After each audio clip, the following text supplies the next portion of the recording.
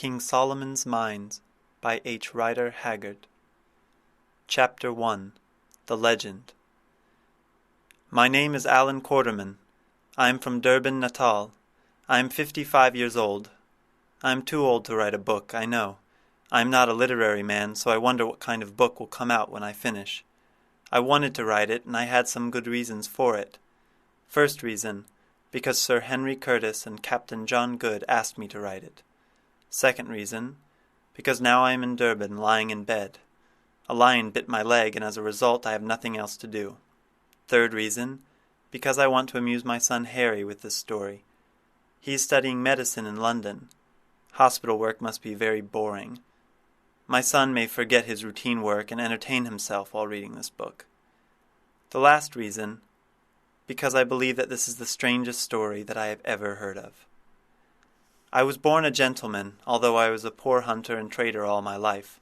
I have killed many men, but only in self-defense. I am a timid man. I don't like violence, but my life was full of adventure. I first met Sir Henry Curtis and Captain John Good 18 months ago. I had been in Bamangwato country for elephant hunting, and things went wrong. I faced many problems on that trip. I got a bad fever. When I was well enough, I went to Diamond Fields to sell ivory, my wagon and oxen. I spent a week in Cape Town and decided to turn back to Natal and go out to sea. There were 2 passengers on board which excited my curiosity. One was a man about 30 years old. He had big chests and long arms. His hair was yellow and he had a big beard. I think he was the most fine-looking man I have ever seen. Later I learned that his name was Sir Henry Curtis. The other man was short, stout, and dark. Afterwards I learned that he was a naval officer, a lieutenant who was 31 years old. His name was Good, Captain John Good. He was very clean and neat, and he was always wearing an eyeglass in his right eye. By chance we got acquainted with Good, and we went to dinner together. Sir Henry was there too. Before long we began a conversation about shooting and elephants. Meanwhile a man sitting near me interrupted us and said, "Ah, sir, you have the right man for that. Mr. Quarterman can tell you anything about elephants." After this Sir Henry looked surprised. "Excuse me, sir, is your name Quarterman?" he asked. After dinner Sir Henry invited me to his cabin. He asked me whether I was in Bamangwato last year. I said I was trading there. "Did you happen to meet a man called Neville?" he asked. I remembered the name.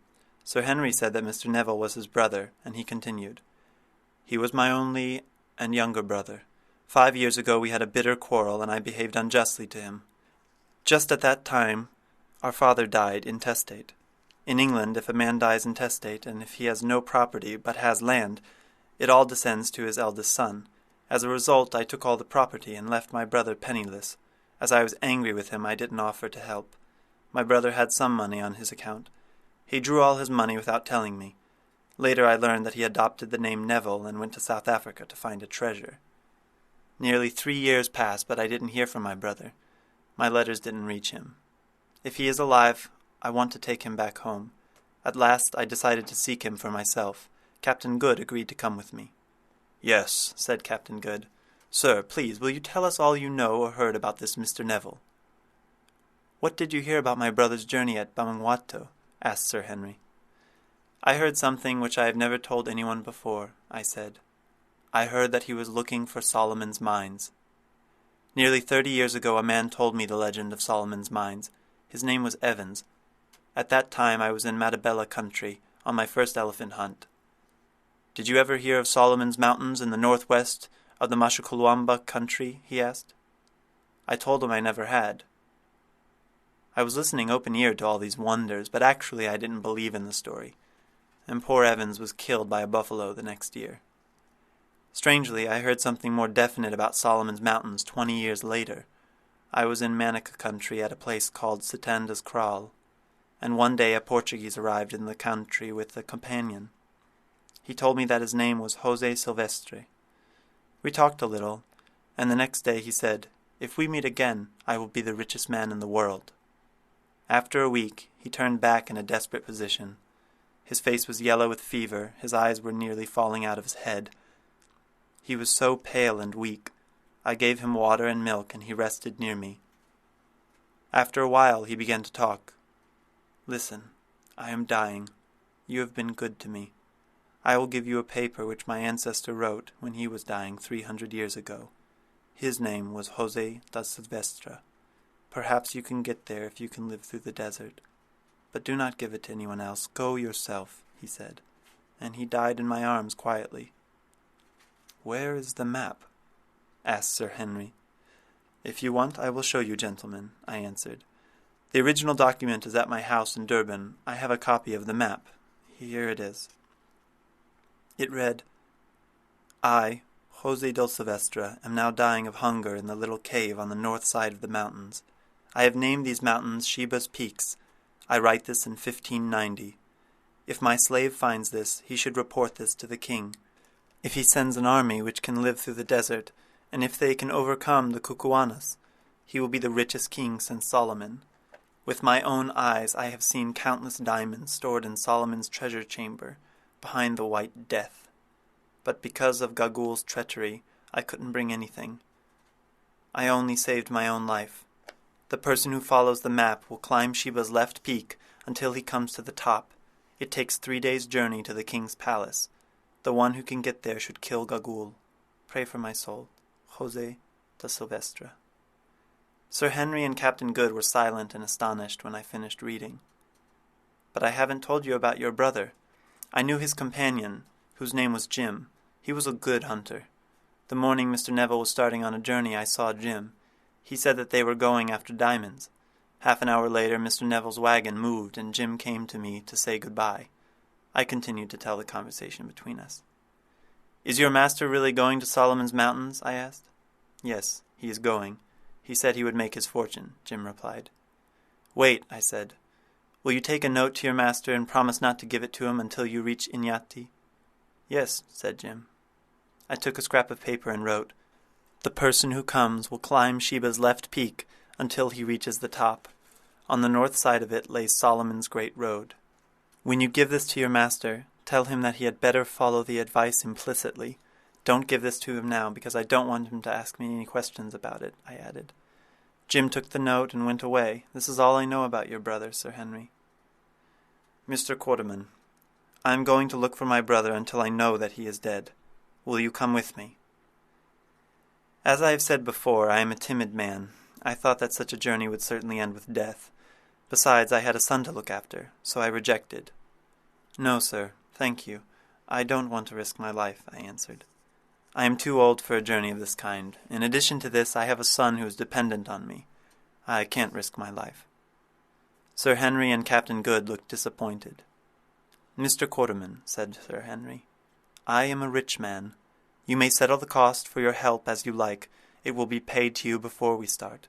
Moreover, if anything happens to you, your son will get money. And, if we reach this place and find the diamonds, they will belong to you and Captain Good equally. I don't want any of them. I will pay all the expenses for the journey. Sir Henry, said I, this job is the biggest one I have ever come across, so please give me some time to think it over. I will give an answer before we get to Durban. Chapter 2. UMBOPA joins us. Finally, one beautiful morning in January, which is our hottest month, we steamed along the coast of Natal. Our voyage was coming to an end. Well, Mr. Quarterman, said Sir Henry, have you been thinking of my proposal? Actually, I hadn't made up my mind yet. I wanted additional time to decide, but it was not possible. At last, I said, Yes, gentlemen, I will go with you, but I will tell you why. Here are my conditions. First, all the expenses will be paid by you. If we get ivory and other valuable things, they will be divided between me and Captain Good. Second, before we start, you will pay me £500 for my service. I am responsible to serve you faithfully. Third, if anything happens to me, you will pay my son, Harry, a sum of £200 a year for 5 years. That's all. I accept them gladly, said Sir Henry. Good, and now I will tell you my reasons for going on this trip. Firstly, I have been observing you for a few days, and I like you, gentlemen. To tell the truth, I said, if we try to go to Suleiman Mountains, I don't think we can turn back alive. What was the fate of Jose del Silvestre 300 years ago? What was the fate of his descendant 20 years ago? Mr. Quarterman, "Despite every condition, I will start this journey," said Sir Henry. He looked determined.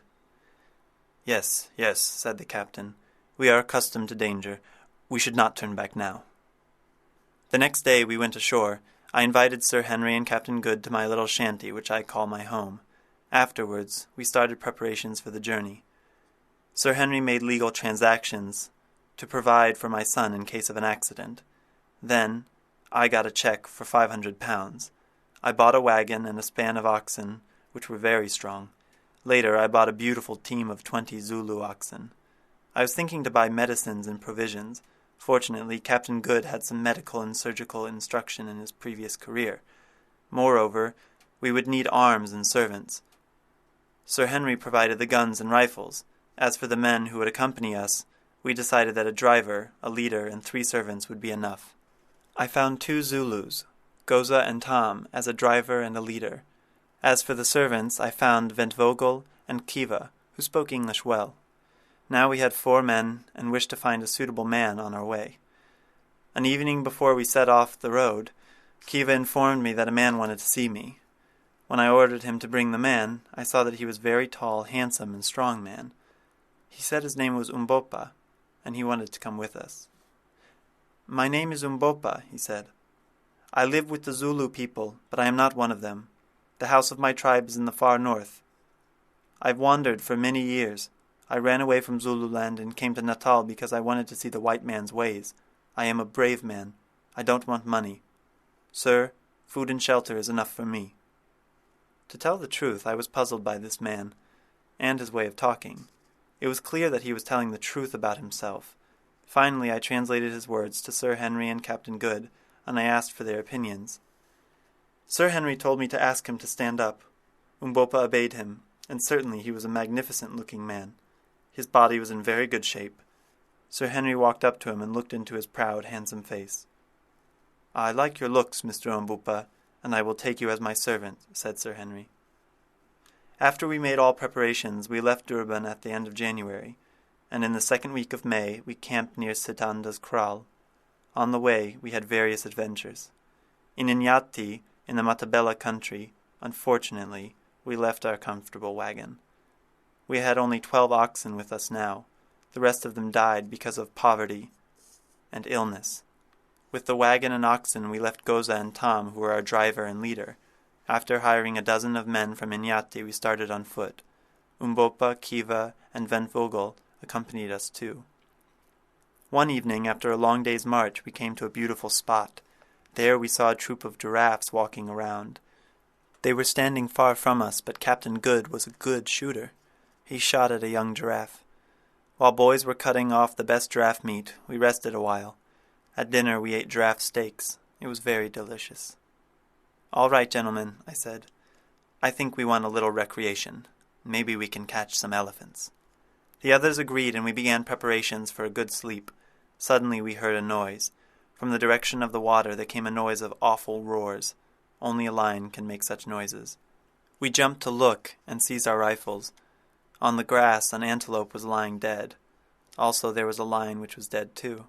I thought, when the lion attacked the antelope, its sharp horns must have killed the lion. The next day at dawn, after a little breakfast, we started again. We got our best rifles, ammunition, and water bottles. UMBOPA, Kiva, and Ventvogel accompanied us, while the others stayed in order to skin the lion and cut up the antelope. Without difficulty, we found a broad elephant trail. There were nearly 20 or 30 of them. We came nearer and nearer. Then I whispered to Sir Henry that I was shooting the one in the middle. Sir Henry chose the one to the left, and Captain Good chose the elephant with big tusks. "Now," I whispered.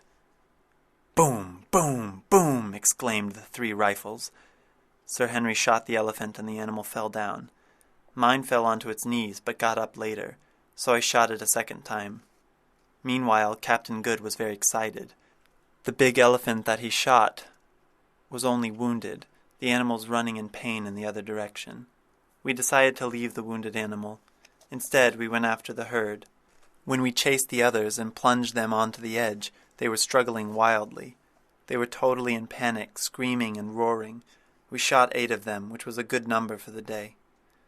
After we rested a while and ate the hearts of 2 dead elephants, We started back to our camp. Shortly after we came to the spot where Captain Good wounded the elephant, we came across another herd of elephants. We didn't shoot them because we had plenty for that day. While Sir Henry and I were watching the lovely scene, Good wanted to see the elephants closer. Suddenly we heard an elephant scream and saw the wounded animal. It was chasing Kiva and Captain Good. We couldn't shoot with the fear of hitting one of them. The next moment we saw Captain Good fall down. His boot slipped and he fell right in front of the animal. Just at that moment, Kiva, the brave Zulu boy, stabbed the elephant in the face. With a scream of pain, the animal seized poor Kiva, threw him to the earth, and placed his huge foot on his body. We rushed up, fired again and again until the elephant fell down. Captain Good looked sadly to dead Kiva, who had saved his life. "Ah, well," said UMBOPA, "he is dead, but he died like a man." Chapter 3. The Desert. We had killed 9 elephants, and it took us 2 days to cut out the tusks. They were wonderfully fine ivories. We buried the tusks carefully under a tree before we set off. We were hoping to turn back and dig them up for the buried ivory.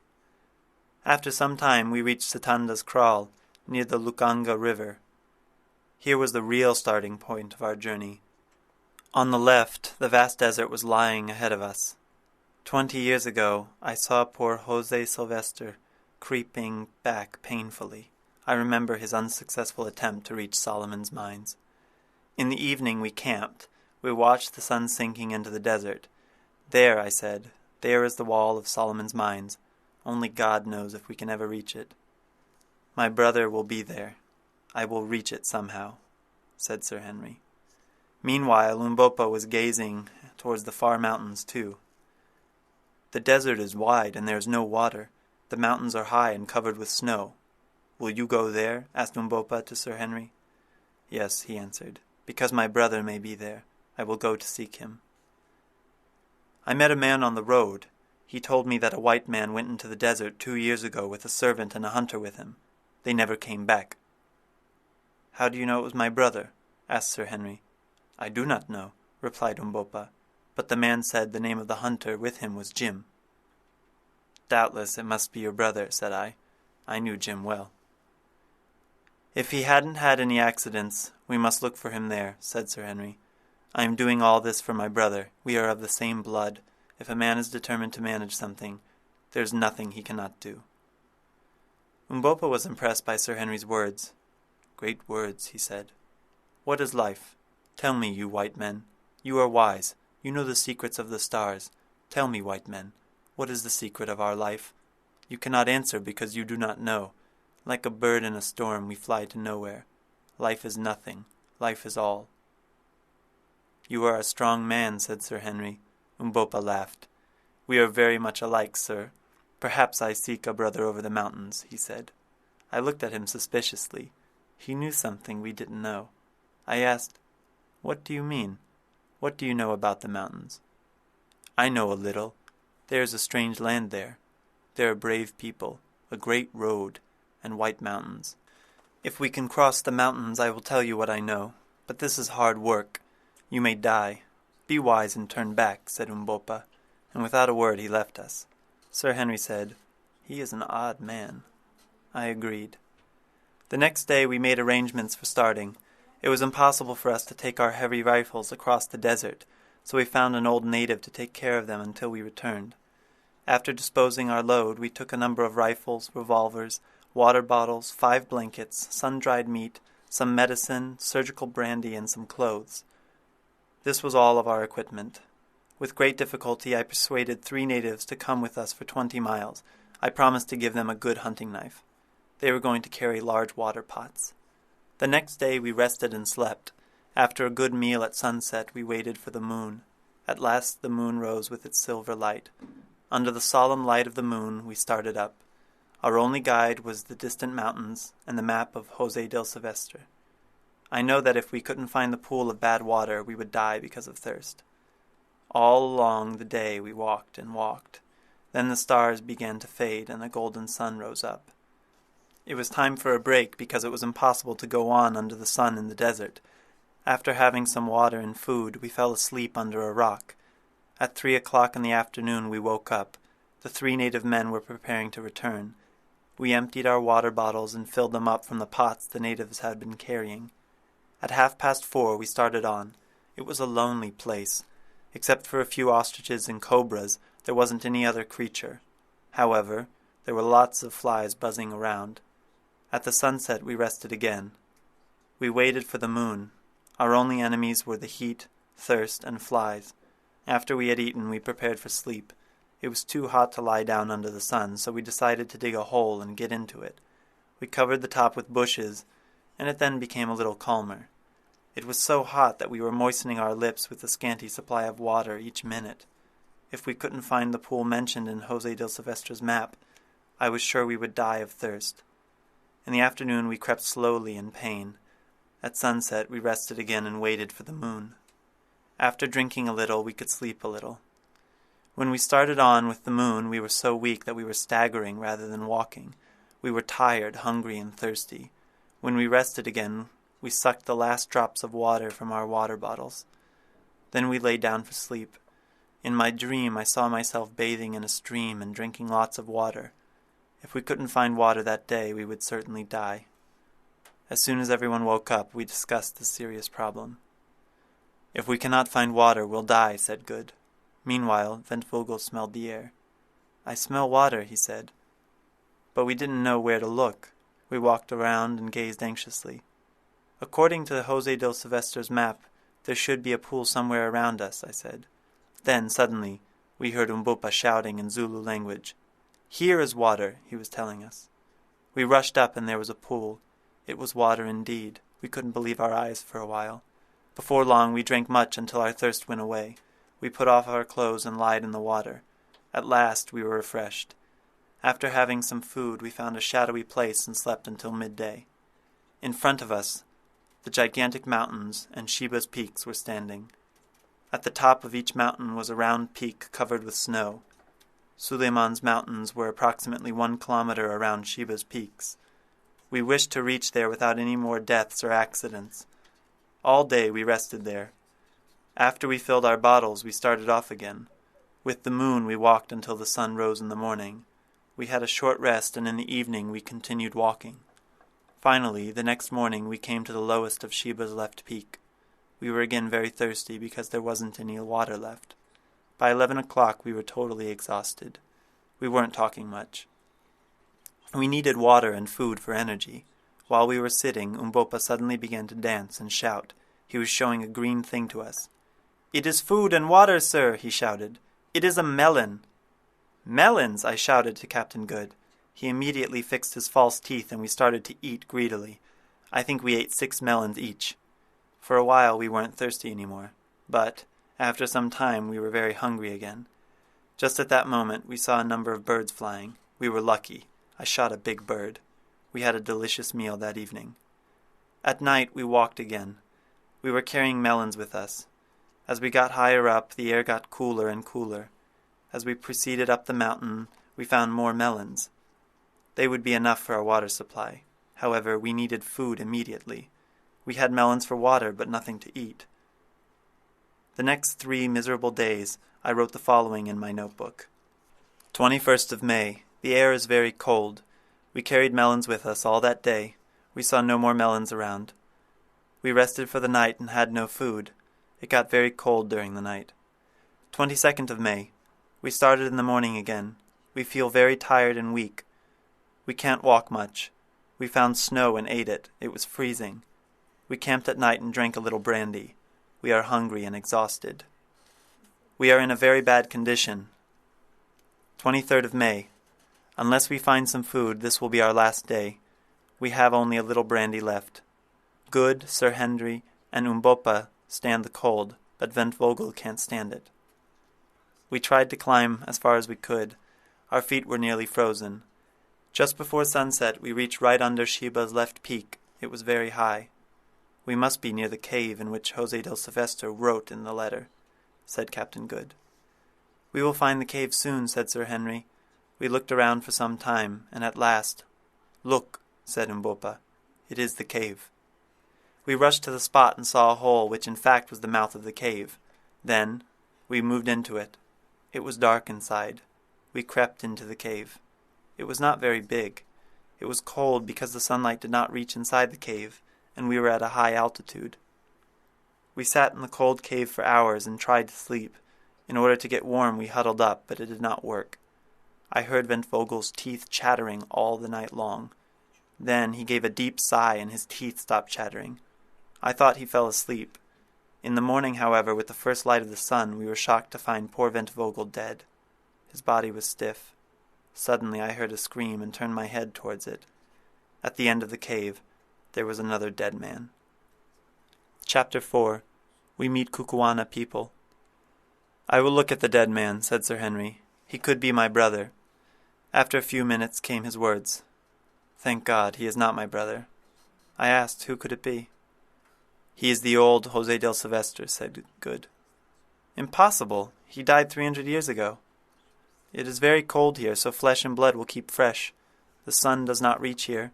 Animals cannot come here to devour the body. And look, here is the cleft bone that he used to draw the map." We all looked at it, totally astonished. "He got ink from here," said Sir Henry. He was pointing to a small wound on the dead man's left arm. "Before we leave, we will give him a companion," said Sir Henry. He lifted the dead body of Ventvogel and placed it near Jose del Silvestre. Then we left the two brave men and left the cave to go on. After walking some time, we came to a plateau. There was a stream and nearly 15 antelopes. We needed food, so we had to shoot one of them. We were glad because we would not die of hunger now. But there was another problem. We had no fuel to make a fire. "We are starving. We must eat raw meat," said Captain Good. There was no other way, so we took the heart and liver and buried them in snow. After washing them in cold water, we ate greedily. It sounds horrible now, but we had to. Besides, it tasted good.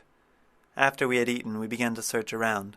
In front of us stood Sheba's snowy peaks, and a lovely country lay in front of us. There was a dense forest, a great river, and a rich grass land. We sat down for a while and gazed at this wonderful view in silence.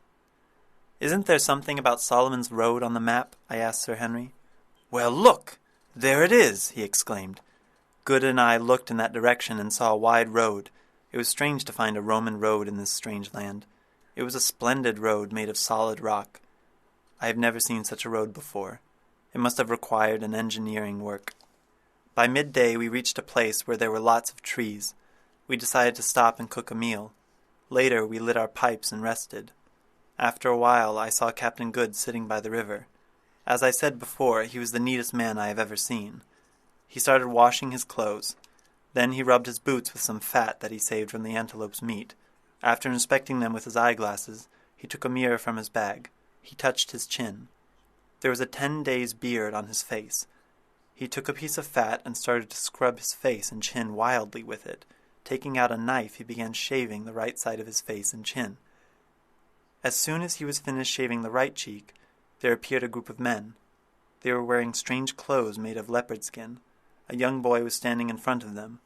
While the men were coming closer to us, UMBOPA, Captain Good, and Sir Henry took their rifles. I suddenly thought that they could not have seen the rifles before. "Put down your rifles," I said to my friends. "Greeting," I said to the old man in Zulu language. "Greeting," he said. "Who are you? 3 of you are white, and the face of the 4th looks like mine." I looked at UMBOPA. He really looked like that man. "We are strangers, and this man is our servant," I replied. "You are lying. Strangers cannot cross the mountains. No strangers can live in the land of the KUKUANAs. It is the king's law. Prepare to die, you strangers." "What does he say?" Good asked me. "He said he would kill us," I answered his question. "Oh," said Captain Good. At that moment he put his hand to his false teeth and dragged them out. The next second the KUKUANAs screamed in horror. They were afraid of his teeth. "Take your teeth out," whispered Sir Henry to Good. "How can that be?" asked the old man. He was really surprised. He pointed to Good, who was wearing only his flannel shirt and shaved only one side of his cheek. "How can it be? His body is clothed. His legs are white. He has hair on one side of his face, and he has a shining, transparent eye. He is moving his teeth," he said. "Open your mouth," I said to Good. He showed his teethless mouth, and quickly he put his teeth, and this time he showed them his white, shining teeth. "I see you are spirits," said the old man. We were really lucky, because the man thought we had magical powers. We come from another world. Although we are men like you, we come from the biggest star that shines at night, I said. Oh, oh, they shouted. They were astonished. We have come to stay with you for a short time, and we are here to bless you. Now, friends, we have had such a long journey, and you threw a knife to this man whose teeth are moving. Don't punish him, my lord, said the old man. He is the king's son, and I am his uncle. I am responsible to look after him. You may doubt our power, I said. Now I will show you.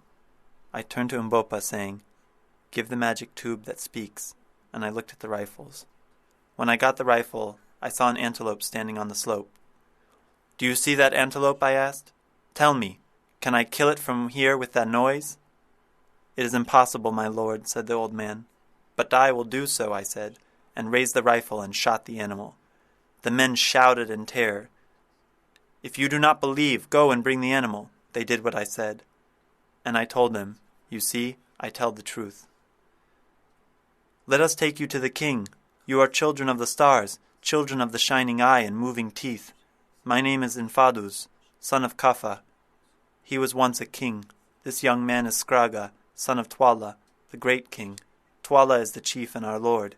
He is the keeper of the great road, terror of his enemies, leader of 100,000 warriors. TWALA is black and terrible. So take us to your king, I told him. All right, lord, but the way is long. We are hunting. You must be patient. We are ready. Now lead us. But Infadus, you and Skraga, do not play any tricks on us. The light from his transparent eye will destroy you. His vanishing teeth will eat you and your families. The magic tubes will speak to you loudly and kill you. The KUKUANAs were deeply impressed by my words. The old man and the other KUKUANAs quickly took our goods and carried them. They even took goods' clothes. Our lord of transparent eye and the moving teeth must not touch them. Surely his slaves will carry them, said Infadus. But I want to wear them, said Good. UMBOPA translated Good's words, but Infadus objected. Will any lord cover his beautiful white legs from the eyes of his servants? Look, Good, said Sir Henry. You are recognized in this character, so you must not change your appearance.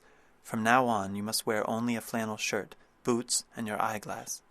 Yes, I said, only one side of your face must be shaved. Otherwise they will think we are liars. They must not suspect us. During the afternoon we traveled along the magnificent road. Infadus and Skraga walked with us. I asked Infadus who had made that road. He said he did not know. Even the old woman, Gagul, does not know, he said. I asked when the KUKUANAs had come into that country, and he replied, My lord, we came here a long, long time ago. The country was good, so our fathers settled here. Our people grew strong and powerful. But there was a civil war. The King TWALA is my half-brother. He had a twin brother. In our customs twins do not live. The weaker one must die. But the king's mother hid away the weaker child, and that child was TWALA. Well, our father Kafa died when we came to manhood. My brother Imotu was made the king of this place. For a time Imotu reigned, and he had a child. When the baby was 3 years old, a famine came to the land, and people murmured against the king because of the famine. Then Gagul, the wise and terrible woman, claimed that Imotu was no king. At that time Imotu was sick with a wound. Then she brought TWALA, the twin brother of the king. Gagul had hidden him since he was born. Later she showed the mark of the sacred snake on TWALA's body. Upon this KUKUANA people began shouting, TWALA, the king! But I knew that Imotu was the lawful king. On hearing the uproar of the people, Imotu came out of his hut with his wife, and his son, Ignosi. But TWALA, his twin brother, killed him with his knife. What happened to his wife and his son, Ignosi? Did TWALA kill them too? I asked. No. When she saw her husband was dead, she took the child and ran away. They must have died. We have never seen them again. Then, if this child Ignosi had lived, he would have been the true king of the KUKUANA people. Yes, my lord, the sacred snake is marked on his body. If he lives, he is the king. But he must have died. We will sleep here tonight, said Infadus. Meanwhile, UMBOPA was walking just behind me. I knew he was listening to us with interest. His face looked curious. The next day, Infadus sent a messenger to warn the people. When we came closer to the place, we saw a lot of men coming towards us. "Do not be afraid, my lords," Infadus told us. "These people greet you." The place was well organized. The huts were dome-shaped and built like Zulu houses. These were much larger and beautiful. When we reached the center, Infadus stopped at the door of a large hut. "Enter, sons of the stars. Have a rest in our humble hut. We will bring you some food." Later our meal came. While UMBOPA and a beautiful KUKUANA girl prepared the meal, we invited Infadus and Skraga to join us. The old gentleman was very polite, but Skraga looked at us with suspicion. After supper we lit our pipes and began smoking. Infadus and Skraga were astonished again. The KUKUANAs were not acquainted with tobacco smoking. Then I learned the next morning that we would leave the place. The preparations had been made for us, and the messengers had been sent to inform TWALA. Besides, there was a great annual feast, which was held in the first week of June. TWALA was making preparations for the feast and the great witch hunt. In the morning we set off with Infadus. He expected that we would reach the central place of TWALA on the night of the second day. Chapter 5. TWALA, the King of the KUKUANALAND. It took 2 days to the central place of the KUKUANALAND. We traveled along Solomon's Great Road. As we got nearer, the country seemed more and more beautiful. While we traveled along, we saw thousands of warriors marching in a hurry. They were getting ready for the annual festival. For a native town, the place was enormous and beautifully situated. 3 great snowy mountains stood in front of us. "The road ends there," said Infadus. "Kukuanas named the mountains the 3 Witches." "Why?" I asked. "We do not know. Mountains are full of caves. Wise men of the old time used to go there. Our kings are buried there. Now it is the place of death." "For what did they come?" I asked eagerly. "I do not know, my lords from the stars should know," said Infadus. "Yes, you're right. In the stars we know many things. I have heard that the wise men of old times came to these mountains to get bright stones and yellow iron." "You are wise," said Infadus. "I cannot talk about these things. You must speak with Gagul the Old. She is at the king's place. She is wise like you." Upon saying this he turned away. As soon as he went, I turned to Sir Henry and Captain Good. Pointing the mountains, I said, "There are Solomon's diamonds mines." UMBOPA was standing with them, listening to me. "Yes, the diamonds are surely there. You will have them because you, white men, love money and toys." I didn't like his mysterious looks. He knew more than he said. Sir Henry was curious about whether the KUKUANA people had ever seen a white man in their country. He thought they might have seen his brother. But Infadus and other KUKUANA people said that they had never seen a white man in the country before. "We have come to this place by a miracle," said Captain Good. "Could he have reached here without a map?" Sir Henry looked sad and said, "I don't know, but I think somehow that I will find him." The sun sank slowly. We stood and watched the lovely sight. As we enjoyed the magnificent scenery, our polite friend Infadus came and told us, "If my lords are ready, we shall go. There is a hut ready for you tonight." We began walking, and after an hour we reached the town. Infadus stopped in front of a hut which was prepared for us beforehand. We ate and drank, and then slept after the long journey. When we awoke, it was nearly noon. We learned that Good's clothes were taken to the king, and that he would see us before the evening. By the time we had our breakfast, a message was brought to us. TWALA, the king, was ready to see us if we were pleased to come.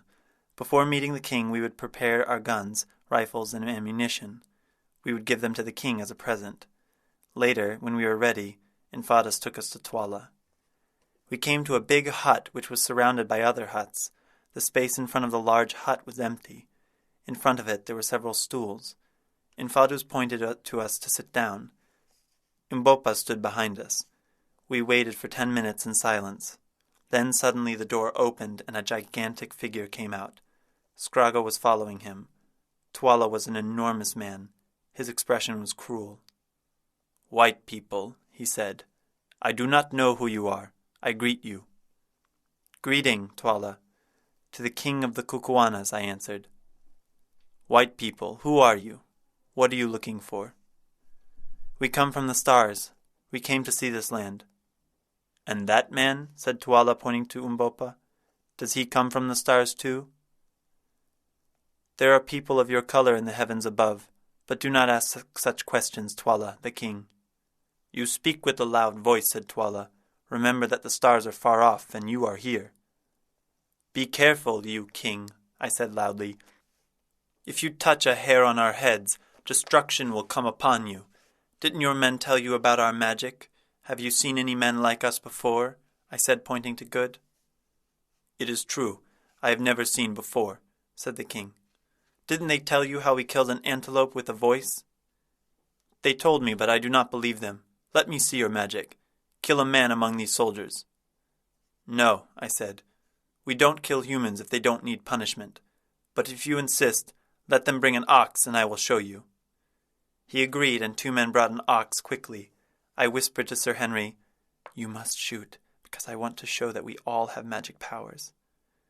Now, I whispered, and Sir Henry shot the ox.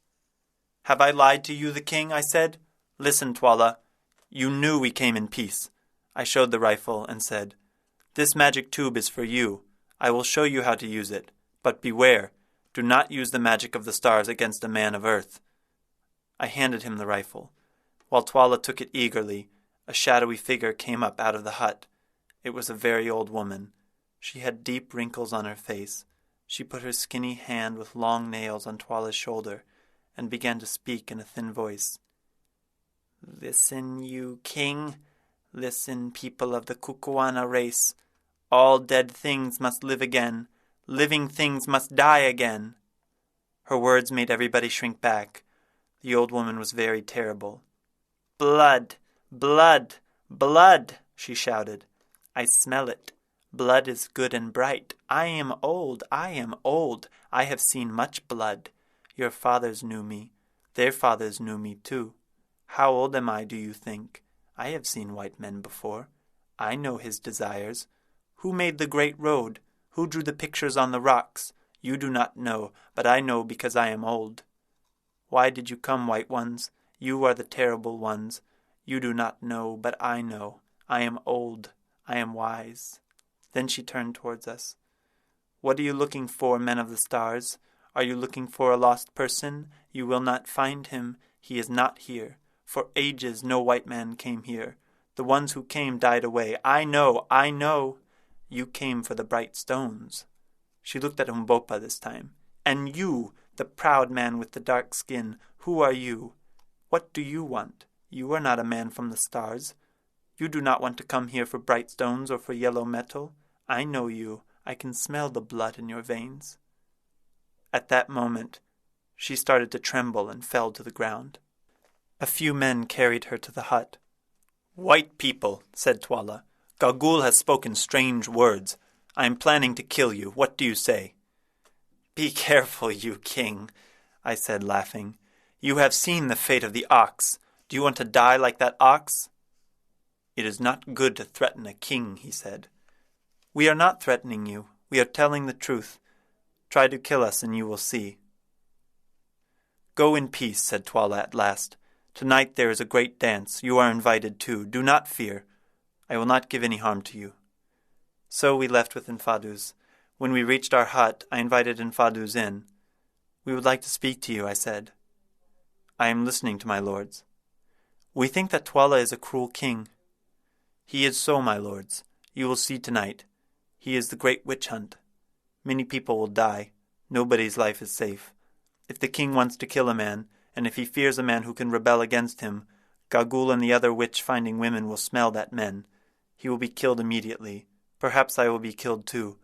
Our people are afraid of TWALA's cruelties. So why do not the people cast him down? No, he is the king.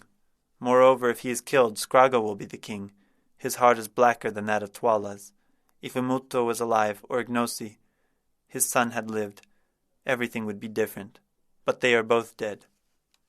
How do you know that Ignosi is dead? Said a voice behind us. It was UMBOPA. What do you mean, boy? Asked Infadus. Listen, said UMBOPA. I will tell you a story. Years ago, King Imotu was killed in this country, and his wife fled with their son, Ignosi. Is it true? Yes, it is. It is said that the woman and the boy died in the mountains. Is it true? Yes. Well, I think that the mother and Ignosi did not die. They crossed the mountains and they came across some desert men, and the men took them across the desert. So they reached water and food. How do you know this? Listen. They traveled for many months until they reached a land. People of this land were called Amazulu. They lived with the Amazulu people for years until the mother died. Later, the son Ignosi left the country and again became a wanderer with white people. For years he worked as a servant and a soldier, but all this time he thought about his mother's stories, about their home. He hoped to see his father's house and his own people before he died. After years, he met some white men who were going to an unknown land. Ignosi joined them and traveled with them. They crossed the burning desert, they crossed the snowy mountains, and finally they reached the land of the KUKUANAs, and in KUKUANALAND they met you, Infadus. Surely you must be mad to tell the story, said Infadus. You think so? Look now, I will show you. You are my uncle. I am Ignosi, the rightful king of the KUKUANAs. Suddenly he slipped off his clothes and showed the mark of a great snake tattoo on his body. Infadus looked at the mark. He was totally shocked. He fell upon his knees. Oh, oh, he is my brother's son. He is the king, he shouted. Stand up, my uncle. I am not yet the king. But with your help and with the help of these brave white men, I will be the king. Now, Infadus, choose. Are you with me? Will you face the dangers before us with me? Will you stand by me? Or will you be on the side of TWALA, the cruel murderer? The old man put his hands to his head and thought for a moment. I am your man until you die, Ignosi, the rightful king of the KUKUANAs. When you were a baby, I remember that I dandled you upon my knee, and now my old arm will strike for you, and for freedom. Well, Infadus, if I conquer, you will be the greatest man in the kingdom after the king, but if I fail, you may die. That is not far off from you. And you, white men, will you help me? What should I offer you? Do you want white stones? If I conquer this land and be able to find them, you will have as many bright stones as you wish. I translated these remarks to Sir Henry and Captain Good. Tell him, replied Sir Henry, wealth is good, but a gentleman does not do good deeds only for wealth. I am speaking on my own behalf. I have always liked UMBOPA, and I will support him in his attempt to defeat TWALA. What do you say, Good and Quarterman? Well, said Good, I will assist him too. My only condition is that he will let me wear my trousers. I translated his words to Ignosi. And what do you say, Quarterman? Are you also with me, the clever hunter? He asked. Ignosi, I do not like revolutions, I said. I am a man of peace. But you impressed us so much, so I will help you too. But do not forget, I am a trader.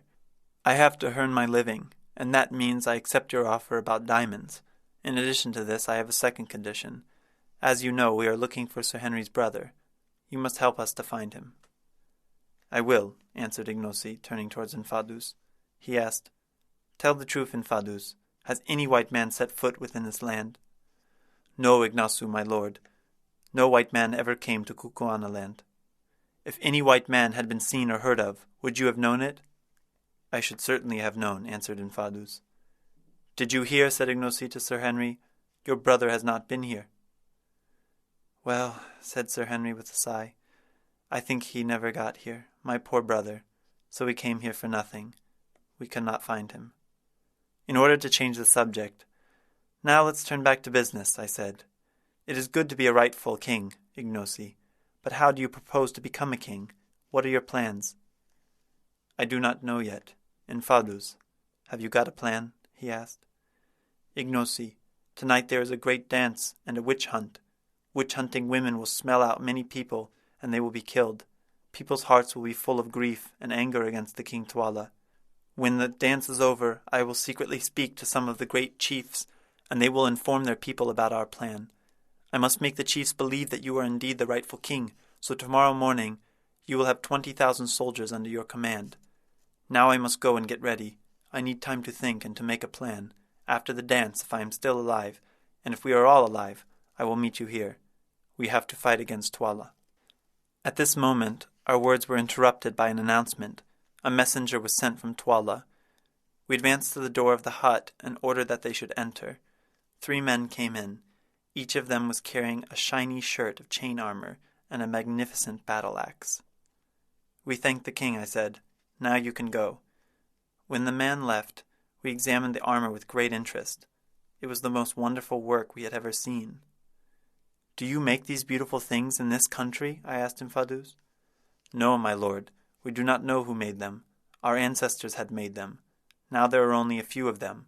They are magic coats. No spear can pass through these.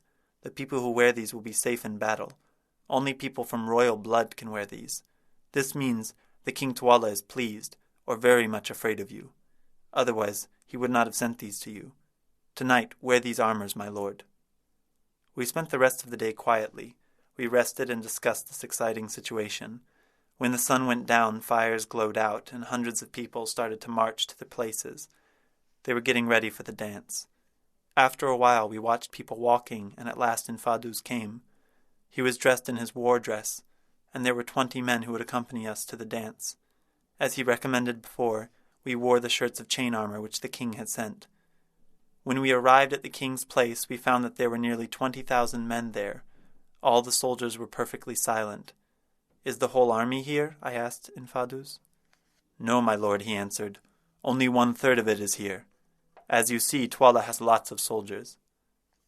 "They are very silent," said Good. "Indeed, the intense stillness among these soldiers is very impressing."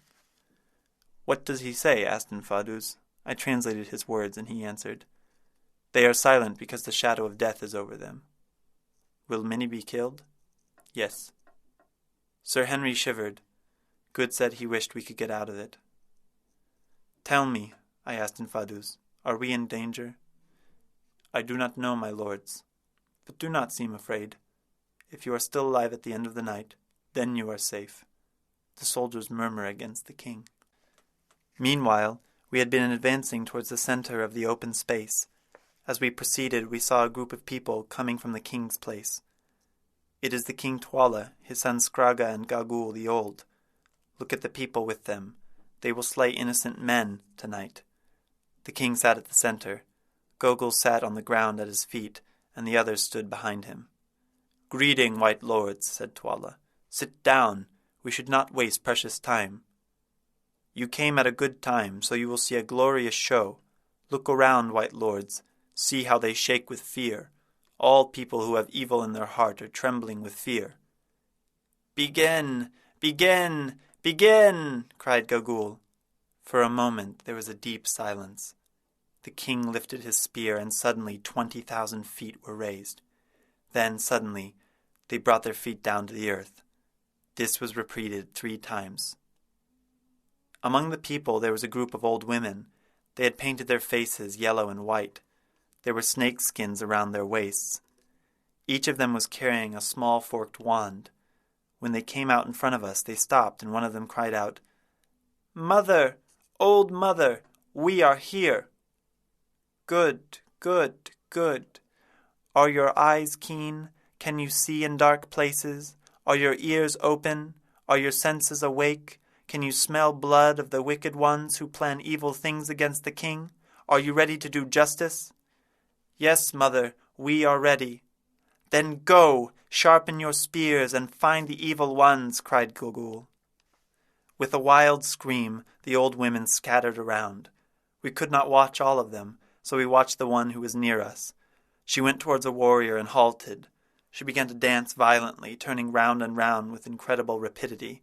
She was shrieking out, "I smell him, the evil man, he thinks evil of the king."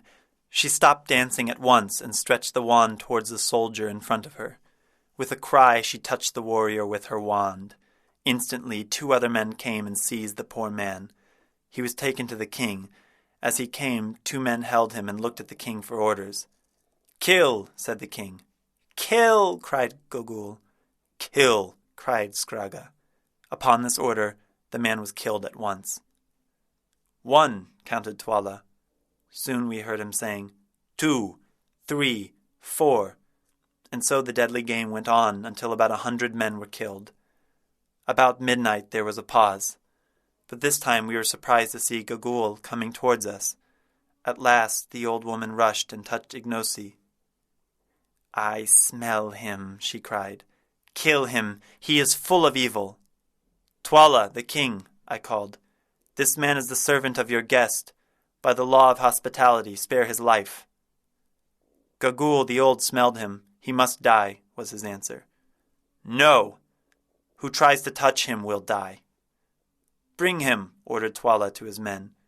Ignacy raised his spear. Sir Henry and Good took their rifles. I aimed at TWALA. "Put down your magic tubes," he said. "In the name of hospitality I will spare you. Go in peace now." "Well, we are tired of killings. Is the dance over?" "It is over," said TWALA. When we turned back to our hut, we lit our pipes and waited for Enfadus. We would now make a plan of rebellion. Chapter 6. We Prove Our Magic. For nearly 2 hours we waited for Enfadus. We were all terrified by the killings. Then Enfadus came with 6 men. We learned that they were chiefs who had 3,000 soldiers under their command. "I saw the sacred mark on your body, Ignacy. I believe you. Now let these great chiefs see the mark too," said Enfadus. After Ignacy showed the sacred mark, the old chiefs believed Ignacy too. "Now will you help this man and fight against TWALA?" he asked the men. "Your words are true, Enfadus. These white men are from the stars. Their magic is great. If Ignacy is the rightful king, these men from the stars must give us a sign. So people will believe us, and they will believe in the white men's magic too. We will not take action without a sign," said one of the chiefs. In order to discuss the matter, we asked them to leave us alone. As soon as the men left, Good opened his medicine box. "Look, is it not the 4th of June?" he asked, and I said it was. "Very good. Tomorrow there will be a total eclipse. According to my calculations, it will start at 10 o'clock and last till 12:30. We can use it as a sign of our magical powers. We can tell them that we are going to darken the moon." So we called the chiefs and Enfadus inside. "Great men of the KUKUANALAND, and you, Enfadus, we do not like showing our powers, but this is an important occasion. As we are angry with your king because of the slaughters, we will darken the moon tomorrow," I announced. "If we put out the sun for a time, and if darkness covers the earth, will you believe us?" "Yes, my lord," answered the old chief. "Today, 2 hours after sunset, TWALA invites you to watch the girls dance. And 1 hour after the dance begins, the most beautiful girl will be killed by Skraga. She will die as a sacrifice to the silent stone ones. The silent stone ones sit and keep an eye on us. If you darken the sun and save the girl's life, the people will believe you. There is a hill near the village. Our soldiers will be waiting there. If my lords darken the moon, I will take you there when it gets dark. You will be safe in the hills. Then we can make war against TWALA," said Enfadus. After the chiefs and Enfadus left, Ignacy came in. Sir Henry advanced towards him. "Promise me one thing," he said. "If you become king, you will not let witches kill anyone. You will not let anyone die without trial." "I promise," Ignacy said, and he left. We were very tired, so we fell asleep in a short time. In the morning Ignacy woke us. After breakfast we went outside to watch the sun. "I hope we do it," said Sir Henry doubtfully. We turned back to the hut and wore the armors that the king had sent. A messenger came from TWALA to invite us to the annual dance of girls. We took our rifles and went. In front of the king's great hut there were many soldiers. Beautiful KUKUANA girls were ready for the dance. TWALA was sitting beside the girls. Gagul, Skrarga, and Enfadus were sitting next to him. "Let the dance begin!" cried TWALA. The next second the girls began dancing and singing a sweet song. There were white flowers in their hands. For a while the dance went on until the king lifted up his hand. "Which of the girls is the most beautiful, white men?" he asked. "The first one," I said without thinking. "But I regret it, because the most beautiful one must be killed." "Yes, she must die," cried Gagul, looking at the girl. The poor girl was unaware of her awful fate. "O king, the poor girl danced and pleased us. She is beautiful too. Why would you reward her with death?" "It is our custom," was TWALA's reply. "If I do not sacrifice the most beautiful girl, my people and I will have bad luck. The figures who sit in the mountain must get their share. Bring her here, Skraga. Sharpen your spear." 2 men stepped forward. As they came closer, the girl realized her unfortunate fate. She screamed aloud and tried to escape. "What is your name?" asked Gagul, but the girl was too miserable to give an answer. "What? Will you not answer? Shall Scragga kill you at once?" All of a sudden, Scragga lifted up his spear to kill the girl, but at that moment, Good was ready to take out his rifle. "If you hurt the girl, you will pay for that," murmured Good. Meanwhile, Gagul asked the name of the girl again. "Oh, mother," said the girl, her voice trembling. "My name is Folata. Oh, mother, why must I die? I have done no wrong." After saying this, she threw herself in front of Good. "Oh, white father from the stars, protect me, save me. Keep me from these cruel men, and from Gagul," she cried. "All right, my dear, I will look after you," he said, and took her hand. "King," I said, "we do not let you kill the girl. Let the poor girl go safely." TWALA stood up in astonishment. "You cannot stop me. Who do you think you are? Withdraw now. Scragga, kill her. Guards, seize these men," he shouted angrily. That moment, men with spears came running to catch us. "Stop!" I shouted. "We are the white men from the stars. If you come one step further, we will put out the moon, and the land will be buried in darkness." My threat frightened many people, but Gagul was not impressed. "Listen to him. He is a liar. If he puts out the moon like a lamp, the girl will be spared. Let him do it," she shouted. I looked up at the moon and happily saw that the eclipse was about to begin. Sir Henry, Good, and I lifted our hands towards the sky and began to read a passage from a legend. Slowly the face of the moon became darker and darker. "Look you, king, and you, Gagul, look, chiefs and people, white men from the stars keep their word. We are not liars. You wanted a sign, and we have given you this. Grow dark, O moon." The people stood with fear. Some went down on their knees to the ground and cried aloud. The king sat silently and turned pale, but Gagul was indifferent. "It will pass. I have seen this before," she said. For 10 minutes we went on reading poetry. Meanwhile the darkness fell. We could not see the faces of TWALA and Gagul. "The sun is dying! They killed the sun!" shouted Scragga with fear and anger. He lifted his spear and attacked Sir Henry. All at once he stabbed with the spear. Fortunately, we were all wearing the chain armors that the king had sent. As a result, Sir Henry was not hurt. Before Scragga attacked him for a second time, Sir Henry threw his spear to Scragga and killed him. Because of this sight, people were madly running around us. There was a panic. The king, Gagul, and his men rushed to their huts. From now on, we were in danger. Foolata, Infodus, and the other chiefs came towards us. "Now, chiefs," I said, "we gave you a sign. If you are satisfied, take us to the hills. The darkness will last for an hour." "Come," Infodus said, pointing to the hills. "I will take you to a safe place." We were lucky because Infodus and the chiefs knew all the pathways. We walked until the eclipse ended. When we came to the hill, we saw 2 men who were carrying our goods. "I sent these men to take your clothes," said Infodus. Captain Good was very happy to see his trousers again. In half an hour, soldiers began to gather on the hill. Ignacy was getting ready to address his soldiers. "Listen to me, you chiefs, captains, and soldiers. You must make a choice between me and TWALA. TWALA, my cruel uncle, killed my father Imotu and became a king to you. I am your true king, and these white men from the stars help me with their magic. If you stand by my side in the war, we will beat TWALA. Then, I promise, there will be no killings in KUKUANALAND. Have you chosen, you chiefs, captains, and soldiers?" "We have chosen you as king," said the soldiers. "It is well. Now get ready for the war," said Ignacy. Half an hour later, we met with the captains and the chiefs. Together we made a plan. We had nearly 20,000 soldiers, and we thought that TWALA had 35,000 with him. While we were making preparations, a messenger came from TWALA. He told us TWALA's words. "The white man who killed my son Scragga and my brother Infodus who rebelled against me will die. I will kill them by torture. They will be sacrificed for the silent ones."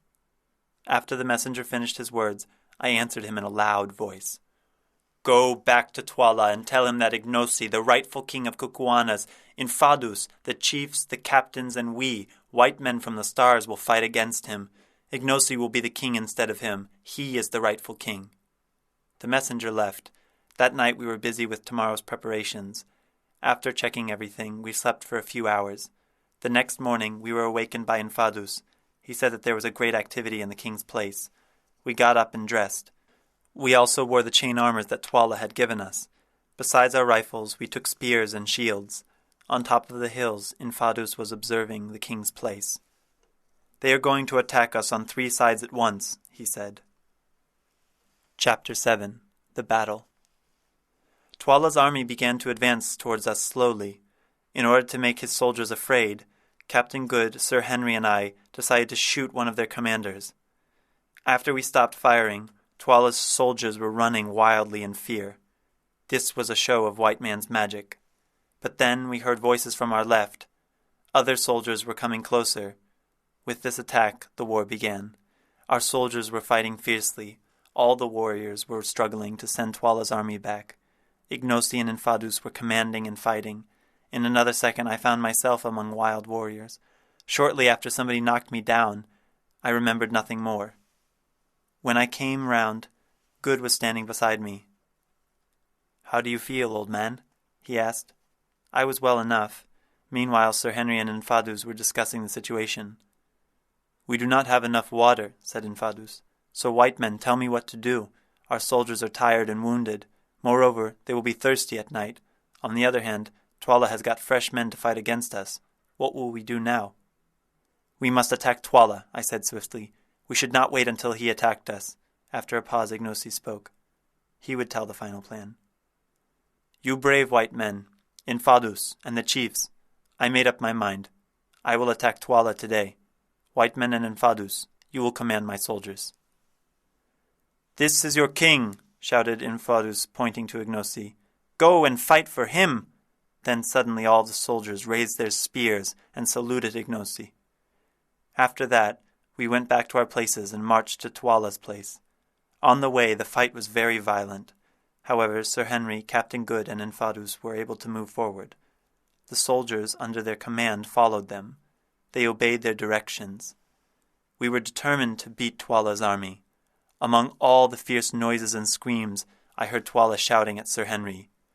"Where are you? The white man who killed my son? Come here, try to kill me," he cried angrily. At that moment he threw his knife at Sir Henry. Fortunately, Sir Henry saw it, and he was not hurt. Then TWALA attacked him with his battle-axe. Upon this, Sir Henry fell on his knees. Gradually our soldiers reached the king's place. TWALA's soldiers had to retreat. After a while we saw Captain Good sitting on the ground. There was a dead KUKUANA man lying near him. "Good must be wounded," said Sir Henry. All of a sudden the KUKUANA man got up and began to spear Good. We ran to save him in terror. "The armor saved my life," said Captain Good. We were happy to see him alive, but suddenly he fainted. After some examination, we saw that he was seriously wounded in his leg. Swiftly we took Good to a safer place and went closer to the soldiers. On the way we learned that TWALA had escaped from the battlefield. As a result, his army was disordered. In order to find him, we marched to his place. At first we saw no one inside, but TWALA was there, sitting with Gogul. When we got closer, he looked at Ignosi. "Wait, O king," he said. "You have eaten my bread. Now white man's magic helped you, and your army defeated mine. What will you do to me now?" he asked. "Many years ago you killed my father and became the king. Now I will do the same," answered Ignosi. "I will show you how to die," replied TWALA. "But as you know, according to KUKUANA laws, I will choose one person, and he will fight with me. You cannot refuse it." "Since I am the king, I cannot fight with you. Choose now. Who do you want to fight with?" asked Ignosi. After this, TWALA asked me to fight with him. That was unlucky for me, because I was not as strong as him. Fortunately, before I answered him, Sir Henry was volunteered. "I will fight, Ignosi," said Sir Henry. "I am ready," said TWALA, and the fight began. Meanwhile, Good, who had fainted, recovered. He was watching the fight. Sir Henry attacked TWALA with his battle-axe. He cried with pain. He was wounded. Full of pain and anger, this time TWALA ran towards Sir Henry and wounded him in the face. The fight was continuing violently. In the end, in an awful way, Sir Henry was able to kill TWALA. "Now our rebellion has ended with victory," shouted Ignosi. After things calmed down, he addressed his people. "Rejoice, my people. Cruelty has ended in this land. From now on, I am your king. Chapter 8. The Place of Death. After Ignosi's speech, Sir Henry and Captain Good were taken to TWALA's hut. They were both very tired, and both of them were wounded. Somehow we were lucky because Folata helped us. There were bruises and wounds on their bodies. Beautiful Folata took care of my friends. She prepared a special drink for us which made us feel better. The next morning Good was in high fever, because he was unconscious. However, Sir Henry seemed good. In the early morning Infadus came to visit us. He was very sorry for Good's condition. He thanked us fervently. He especially thanked Sir Henry because of his assistance in the battle. Later Ignosi came to see us. "I am the king at last, with your help, you brave white men," he said. "What will you do to Gagul?" I asked. "She is an evil woman. I will kill her," said Ignosi. "She has lived so long that nobody knows her age. Besides, she trained other women to become witch hunters. She brings evil things to this country." "Yes, but she knows a lot of things," I replied. "Only Gagul knows the secret of the Silent Ones, the Great Road and the diamonds." "Do not forget your promise, Ignosi. We beat TWALA's army and made you king. You promised to take us to Solomon's mines. You must spare Gagul so she can show us the way." "All right. I will think about this," answered Ignosi. After his visit I went to see Good and found him worse. He was very weak. Sir Henry and I thought that he would not live long. However, with Folata's attention, Good managed to live. Day and night Folata watched Good and gave him medicine and milk. She held Good's hand firmly and said, "He will live." 2 days later Captain Good was better. He rapidly recovered from the illness. When he was totally well, Sir Henry told him about Folata's help. "I owe my life to her," said Good. I translated this for Folata. "No, my lord. Didn't he save my life before?" she answered. After a few days Ignosi held the council. In the end, he was formally recognized as king. When the ceremony was over, we talked about our travels to Solomon's Road. "My friends, I discovered that there are 3 great figures sitting on the mountain. These are called the Silent Ones. Kings of the land are buried there in a great cave in the mountain. You will see TWALA's body sitting there with other kings. In addition, there is a great pit there. I heard that a white man dug that pit in order to find the diamonds. There is a secret chamber in the place of death. Only the king and Gagul knew this place. TWALA is dead, so only Gagul knows what is inside there. Also, there is a legend that a white man crossed the mountain and a woman showed him the secret chamber. But before he could take the diamonds, the woman betrayed him. Later the king brought him back. Since that time, nobody has entered the chamber." "The story is true, Ignosi," I said, "because on the mountains we found the white man." "Yes. If you find the secret chamber and the diamonds, you can have as many as you want." "What if Gagul does not want to show us the way?" "She has to. Otherwise, I will kill her," said Ignosi. In a few minutes Ignosi sent messengers, and they brought Gagul. She first rejected to lead us, but with fear of death, she finally agreed. "Tomorrow you will go to the mountains with Infadus and my white brothers. If you trick them, you will die slowly," said Ignosi. "I will not trick you, Ignosi. I always keep my word. Ha ha ha! There was a woman who showed the way to a white man hundreds of years before. Evil things happened to that man. The woman's name was Gagul. That was me," she said. Her eyes were wickedly shining. After 3 days we were camping near the mountain of the 3 witches. The peaks of the mountains were in the form of a triangle. Folata, Infadus, Gagul, and a few guards escorted us to the mines. Following Solomon's Great Road, we at last reached the wonderful mines. Because of this mine, old Portuguese José del Silvestre had lost his life. What would be our fate? While marching on that road I could not help thinking about this. For nearly an hour we went on walking. We were so excited that we walked fast. Gagul had to warn us. "Go more slowly, white men," she said, looking directly at us. "Why do you run to meet evil inside?" However, we continued until we saw a big hole. "This must be Solomon's mine," I said to Sir Henry. At the edge of this big hole the great road branched into two. This was the pit which José del Silvestre had marked on his map. As we got closer, we saw huge dark rocks sculptured in unknown characters. There were 3 forms, one of which was that of a female. We curiously looked at these silent ones. Before we finished examining these extraordinarily large figures, Infaru saluted them with his spear. He asked if we wanted to enter the place of death at once, or wait until eating something. We were ready to go at once. Straight in front of us there was a huge wall of rock. We followed Gagul until we came to a narrow passage. It looked like an opening of a gallery of mine. Here Gagul was waiting for us with that ugly grin on her face. "Now, white men, are you ready? I keep my word and show you the store of bright stones." "We are ready," I said. "I will go to look at the faces of the dead kings." Come on, here is the lamp." Gagul walked into the passage, which was wide enough to let 2 people walk. It grew dark as we walked in. After nearly 50 paces, there was a light again. In another minute, we were standing in the most wonderful place that eyes of a man have ever seen. The place was like a cathedral, windowless, but there was a weak light coming from above. There were gigantic stalactites. As we examined these columns, drops of water were falling from above, just on the stalactites.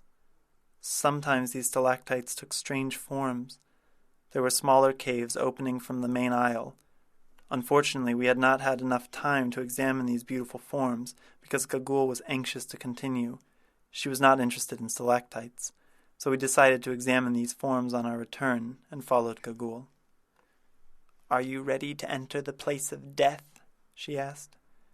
It was clear that she wanted to scare us. We walked through the passage, and after a short time we came to a gloomy place. This place was not lit well enough. At first sight, I could only see a big stone table and a white figure. There were several other white figures around that one. Then I saw a brown thing. It was sitting on the middle of the table. When my eyes became accustomed to the light, I nearly fainted. Sir Henry, Good, and Faulata felt the same. We were astonished and frightened due to this scene. At the end of the long table there was a skeleton holding a spear in its hand. When Gagul took us towards the table, our fear grew. The brown thing on the table was the corpse of TWALA.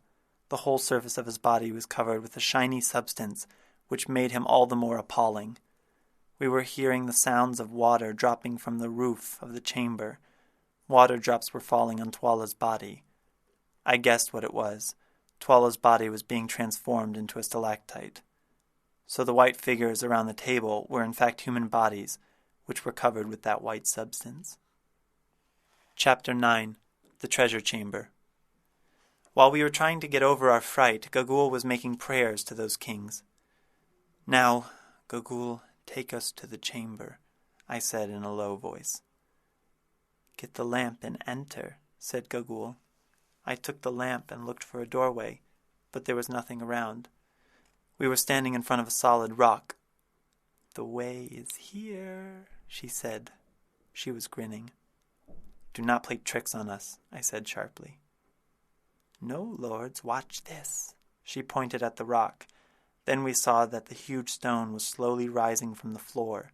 It was sliding upwards. It moved slowly to a cavity above, and then it was totally opened. We were so excited that when we saw Solomon's treasure chamber, I began to tremble. Was the treasure here, in this place? Would we be the richest men in the world? We would learn in 2 minutes. "Enter, white men from the stars," said Gagul as she went to the doorway. "But first, listen to me. The bright stones were dug out of the pit and were stored here. I do not know who did this. Once a man stored the stones, but he left them behind since he was in a hurry. Since that time the legend of treasure is known among people, but nobody knew the place of the stones. However, somehow a man arrived here with a woman from this country. Then the white man found the stones and filled his back." "Well," I said, "what happened to de Silvestre?" I was breathless with interest. "How can you know the dead man's name?" she asked sharply. Nobody knows what happened. But the white man was so afraid that he left the bag, which was full of stones. Since then nobody entered here, is that true? I asked. No, my lord, secret of the door was kept. Every king had opened it, but they did not enter here. It is believed that if people enter here they will die. I am telling the truth, ha ha ha! I felt sick and cold. How did she know all these things? Enter, my lords. When you see the bag which is full of stones, you will believe me. Then we will enter the chamber. Falata was trembling with fear. Here, my lords, said Gagul, holding the light. The people who stored the treasure here fled quickly. She pointed to the large square blocks of stone. Here Falata said that she was tired and could not continue. She was afraid. She wanted to wait outside. So we left her there with the food basket. Following the passage, we came to a wooden door. It was wide open. The person who had been here last had not had enough time to shut the door. I told you! The white man who came here fled quickly and dropped the bag. Look at it. Good lifted the bag. It was heavy. Oh, I believe it is full of diamonds, he said in a whisper. Go on, said Sir Henry impatiently. He took the lamp from Gagul's hand and stepped into the doorway. We followed him. Now we were in Solomon's treasure chamber. At first we only saw rock walls in the faint light of the lamp. Next we saw a collection of elephant tusks. There was enough ivory to make us rich. There are diamonds, I cried. Bring the light. On the opposite side of the chamber there were many wooden boxes. When Sir Henry brought the lamp, we saw that one of the boxes was smashed.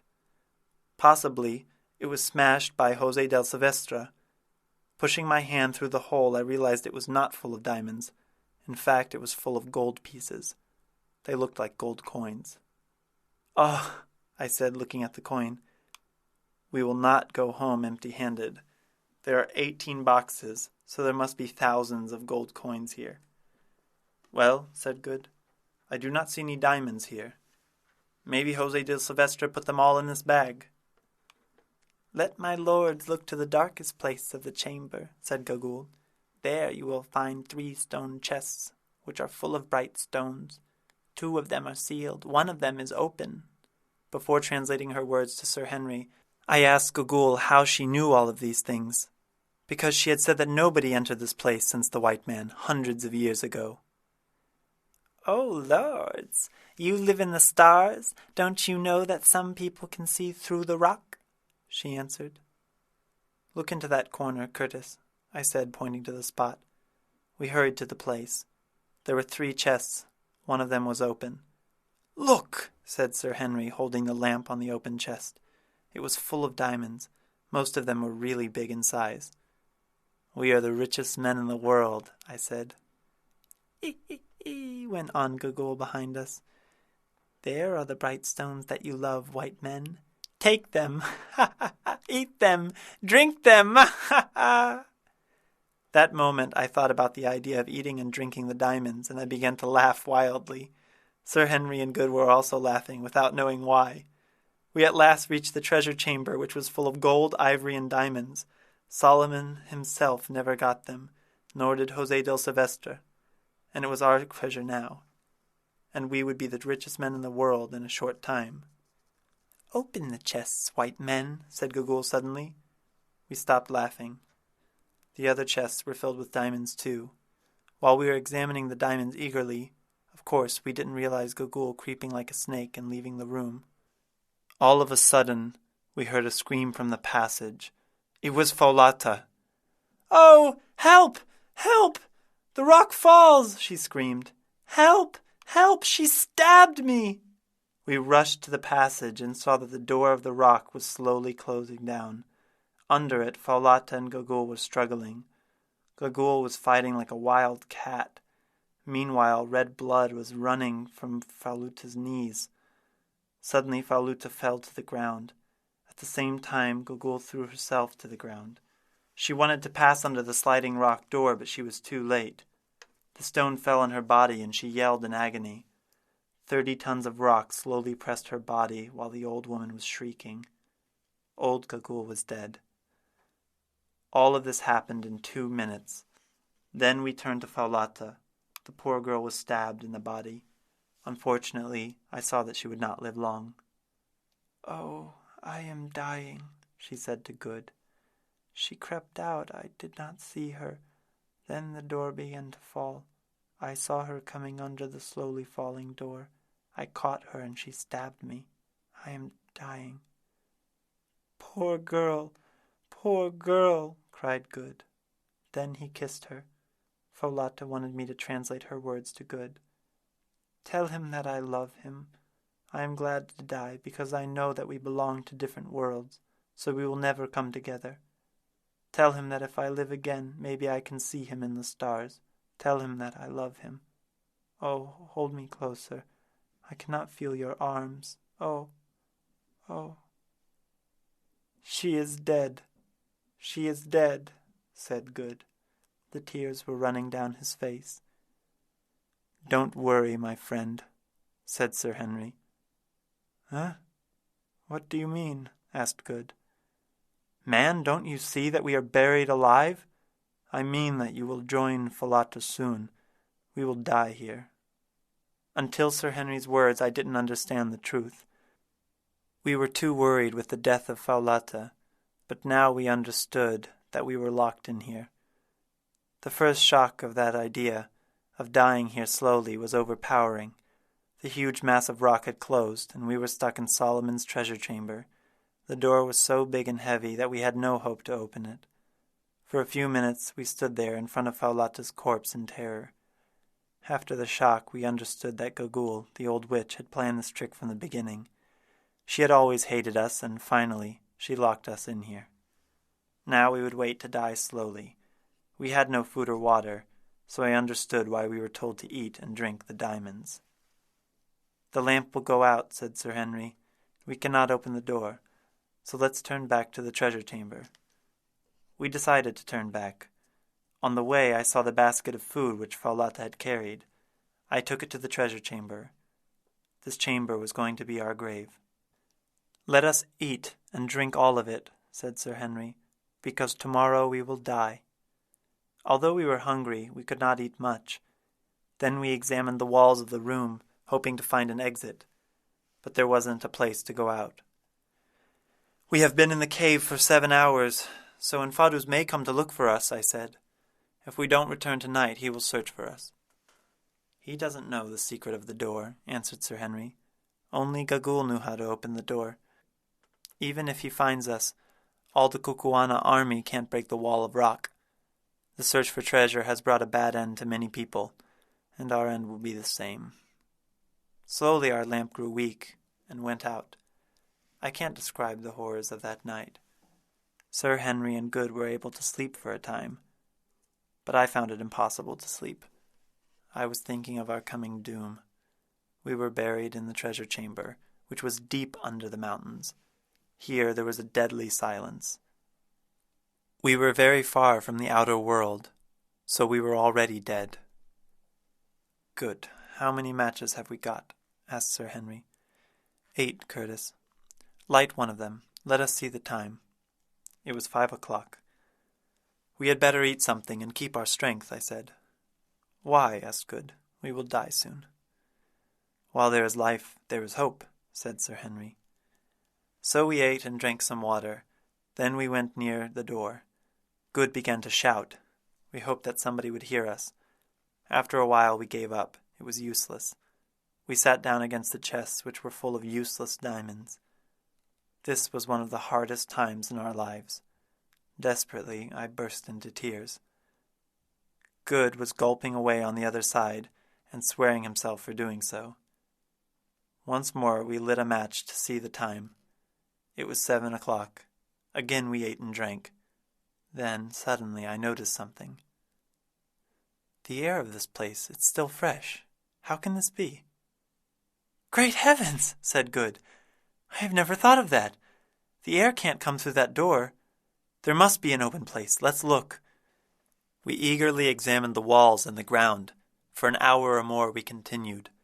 Later Sir Henry gave up. He was desperate. But Good went on searching, and finally he found it. "Quarterman," Put your hand here. Do you feel anything?" "I think I feel air coming." Our hearts began to beat faster. I lit a match. We had only 3 more matches. There was a join in the solid rock floor. Fortunately, there was a stone ring. We were too excited that we could not speak. Good took his knife and scratched away the ring with it. Finally, the ring began to move. Now the ring was upright. Then he held the ring and tugged it with all his force, but it didn't move. "Let me try," I said impatiently.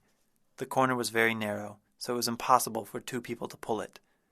Then Sir Henry tried, but again we failed. Good scratched the crack where the air was coming up. "Now, Curtis," he said, "you are as strong as 2 men.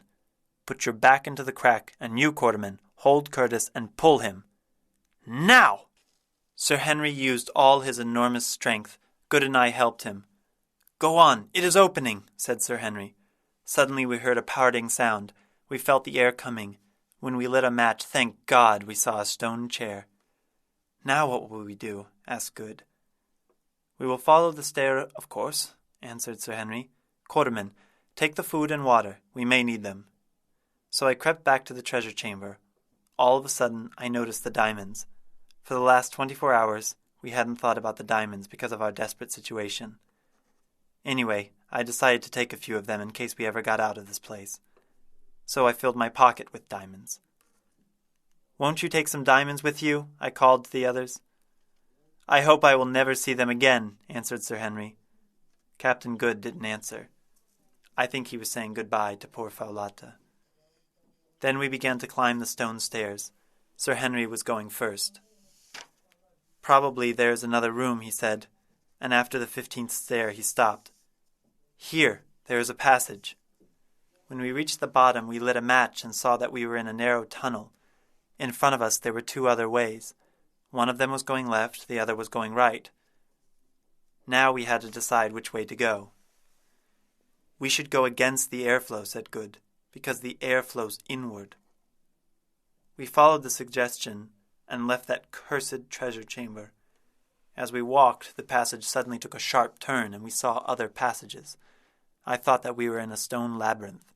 With sorrow and fatigue, we decided to have a rest. While we were standing there in a depressed mood, I heard a sound. It was very faint. Sir Henry and Good heard it too. "Oh my God, it is running water," said Good. We started walking again, and as we came closer to the sound, it became more audible. "Slow down, Good," said Sir Henry. "We must be close." Splash! Good screamed. He had fallen in. "Good! Good, where are you?" we shouted in terrific distress. Fortunately, he answered. "I am all right. I am holding a rock. Light a match to show me your place." So I lit the last match. Good was hanging on to a rock. "I will swim and you will catch me," he said. Then he fell into the water. The next minute he caught Sir Henry's hand, and we managed to pull him. "Oh my God," he said. "I was nearly dying." After Good rested for a while, we drank some water. Then we walked along the tunnel and found another tunnel. "All these roads are alike," said Sir Henry. We walked in this new tunnel for a very long time. "Look," said Sir Henry at last. "Isn't that light?" We looked and saw a faint light, too. With hope, we rushed to the place. As we came near, we felt the fresh air. The tunnel sharply narrowed, so we continued on our knees. After a time, we were out. We were very happy to see the stars above, and we gladly felt the fresh air. Then we sat down on the grass. We were so happy and excited that we started to cry. At last we managed to escape from that awful darkness. It nearly became our grave. In the morning we could see each other. All of us looked very tired. Our faces were covered with dust and mud. There were bruises and blood on our bodies. However, it was strange that Good's eyeglass was still fixed in his eye. After a while we started walking, and at last we reached the great road. When we reached KUKUANALAND, Infadus met us with joy. He ran to us wildly. "Oh, my lords, indeed you came back from death!" he cried happily. Chapter 10. The End of an Adventure. When we turned back to town, I found out that my hair was grayer. Good was very sorry for Falata's death. We rested for 2 days. After that we went back to the mountains. We wanted to find the hole that we crept out of the mountain from, but we couldn't find it. Yet before turning back to the town, we carefully examined the stalactite cave. In addition, we reached the sliding door which had locked us into the treasure chamber. Thinking of the priceless treasures beyond the wall, we searched for the secret of the door. Although we tried hard, we couldn't. The mechanism was marvelous. At last we gave up and turned back to town. I was feeling lucky because I had filled my pockets with diamonds before we left the treasure chamber. Some of them fell out during the journey, but still, we had enough treasure to make us very wealthy. In the town we were met by Ignosi. He listened to our story with great interest, but when we told him about Gogol's frightful end, he called an old man. "You are old," said Ignosi. "Tell me, when you were young, did you know Gogol?" "Yes, my king." "How was she?" "She was the same, ugly, very old, and full of wickedness," the man answered. "Now she is dead," said Ignosi. "So the land gets rid of the curse," said the man. "You see, my friends, this was a strange woman. I am glad that she is dead. She wanted to kill you there." After telling our story of escape, I asked Ignosi about our departure. "And now, Ignosi, it is time to say goodbye. When we came here first, you were a servant, and now you are a king. Remember your promise. You will be fair to your people. You will not let anyone die without a cause. Tomorrow, early in the morning, we plan to leave." "I am very worried," replied Ignosi. "You 3 white men have helped me in rebellion and in the battle. Now will you leave me on the day of peace and victory? You can live in KUKUANALAND. I will give you house and cattle." "No, Ignosi, we don't want anything. Remember that when you were in Zululand, and when you were with the white men, you missed your country. You wanted to see KUKUANALAND, and now we miss our own country." "I understand. You must go. My heart is filled with your sorrow. If you come here one day, we will welcome you. Infadus will guide you on the road. Goodbye, my friends. Go now, or I will cry like a woman." He looked at us for the last time and left. The next day we left the town. Infadus was leading us. In the streets of the town, people greeted us, and women threw flowers before us. We traveled, and on the 4th day we came near Shiba's peak. The next day we said goodbye to Infadus, who was a real friend. He nearly cried with grief and wished us good things. Good gave his eyeglass as a present. Infadus was delighted. For the rest of the road, we went on without Infadus. Good and Sir Henry were talking about their beautiful memories in KUKUANALAND. However, when I thought about that battle and our experience in the treasure chamber, I still felt cold. And now I come to the strangest part of the story, which proved that wonderful things do happen in life. The next morning we marched across the desert and reached an oasis. I was walking a few paces in front of the others along the stream. Suddenly I stopped and rubbed my eyes. In front of me there was a hut under the tree. I was very surprised to see a hut in the middle of an oasis. Then the door of the hut opened, and a white man came out. He was limping. Sir Henry and Good came up. "Look here, is that a white man, or am I mad?" I asked. Sir Henry and Captain Good looked at the man, and all of a sudden the lame white man gave a cry and began to run towards us. When he came near, he fell down in a sort of faint. Sir Henry quickly went near the man. "Oh, my God!" he cried. "It is my brother George." Meanwhile, another man came out of the hut. There was a gun in his hand. He ran towards me and shouted, "Quarterman! Don't you know me, sir? I am Jim, the hunter. I lost the note that you gave me to give to Mr. Neville. We have been here for nearly 2 years. "You careless man," I said. George Curtis recovered and got up after a time. Sir Henry embraced him without saying anything. They had forgotten their quarrel. "My dear brother, I thought that you were dead. I went to Solomon's Mountains to find you, and now I find you in the desert. I tried to go there nearly 2 years ago, but when I got there a rock fell on my leg and crushed it, so I had to wait here," said George Curtis. "How are you, Mr. Neville?" I asked him. Do you remember me?" "Aren't you Quarterman? And good? It is so good to see you again." That evening we sat around the fire, and George Curtis told his story. His experiences were as exciting as ours. We learned that he had started from Sitanda's Kraal 2 years ago. He was planning to reach the mountains. The note which I sent with Jim never reached him, since Jim had lost it, but somehow they managed to reach Sheba's Peak. In the desert they faced many hardships. Finally they reached the oasis. Unfortunately, here George Curtis had an accident. His leg was broken. From that day on, it was impossible for him to go anywhere, so they had to wait in the oasis. As for food, they got on pretty well because they had a good supply of ammunition. There were enough animals in the oasis. They were able to hunt the animals for meat. And they drank water from the spring. And so we lived here like Robinson Crusoe. We hoped somebody would help us, but nobody came. Last night we decided that Jim should leave me and try to reach Sitanda's Kraal to get some help. He was going tomorrow, but I had little hope I would see him again. I thought that I would die here in the oasis, and now I can't believe that my brother found me. I thought that you had forgotten me years ago, and that you were living comfortably in England. This is the most wonderful thing that has ever happened to me." Then Sir Henry told him about our adventures. When I showed him some of the diamonds, he was happy too. "Diamonds belong to Quarterman and Good," said Sir Henry. "At the beginning we made a bargain." After his words, Good and I decided to give some of the diamonds to George Curtis. We thought he had suffered more than us. And here I think the story has come to an end. Our journey across the desert back to Sitanda's Kraal was hard. During this journey we had to help George Curtis, whose right leg was very weak indeed, but we managed to accomplish the journey. In Sitanda's Kraal we found our guns and other goods safe. Our adventure ended like this. When we reached Durban, I said goodbye to Sir Henry Curtis, Captain John Good, George Curtis, and Jim. Now I am writing this book in my house in Durban. I have just received a letter from Sir Henry.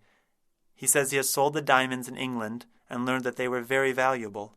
However, Captain Good was still worried about poor Folata. Sir Henry invites me to England. I think I must go and visit my friends and my son Harry.